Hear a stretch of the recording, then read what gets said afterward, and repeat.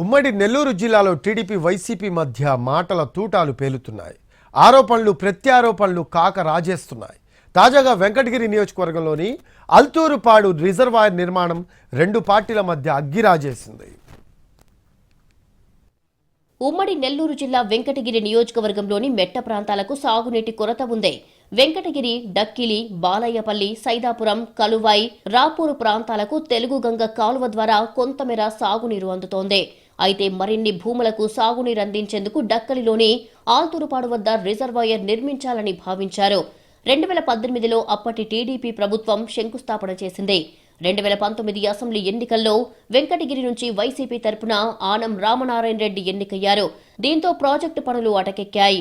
Reservoir నిర్మాణాన్ని YCP ప్రభుత్వం నిర్లక్ష్యం చేస్తుందని అప్పట్లో టీడీపీ నేతలు అనేకసార్లు విమర్శించారు. కొంతకాలం తర్వాత ఆనంను పార్టీ నుంచి సస్పెండ్ చేశారు వైసీపీ అధినేత జగన్. అలాగే వెంకటగిరి నియోజకవర్గ వైసీపీ సమన్వయకర్తగా నేదురుమల్లి రామ్కుమార్ రెడ్డిని నియమించారు. అప్పటి నుంచి ఆనం రామనారాయణ రెడ్డి, వైసీపీ నేత రామకుమార్ రెడ్డి మధ్య మాటల యుద్ధం మొదలయ్యింది. ఆల్తూరుపాడు రిజర్వాయర్ పనులను ఆనం రామనారాయణ రెడ్డి అడ్డుకున్నారని అప్పట్లో రామ్కుమార్ రెడ్డి ఆరోపణలు చేశారు. ఆనం వల్లే అభివృద్ధి పనులు ఆగిపోయాయన్నారు. గతేడాది అసెంబ్లీ ఎన్నికల్లో ఆల్తూరుపాడు రిజర్వాయర్ అంశాన్ని లేవనెత్తింది టీడీపీ. తాము అధికారంలోకి వస్తే రిజర్వాయర్ నిర్మాణం పూర్తి చేస్తామని హామీ ఇచ్చారు చంద్రబాబు. ఇక ఎన్నికల్లో ఆత్మకూరు నుంచి టీడీపీ టికెట్పై పోటీ చేసి గెలుపొందారు ఆనం రామనారాయణ రెడ్డి. కూటమి ప్రభుత్వం ఏర్పాటు కావడంతో దేవాదాయ శాఖ మంత్రిగా బాధ్యతలు చేపట్టారు. అయితే 6 నెలలైనా ఆల్తూరుపాడు రిజర్వాయర్ అంశం తెరపైకి రాలేదు. వెంకటగిరి ఎమ్మెల్యే రామకృష్ణను టార్గెట్ చేశారు నేదురుమల్లి రామ్కుమార్ రెడ్డి.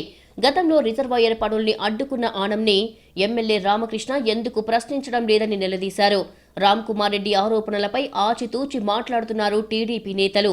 దీనిపై మంత్రి ఆనం స్పందనను బట్టి ముందుకు వెళ్లాలని భావిస్తున్నారు.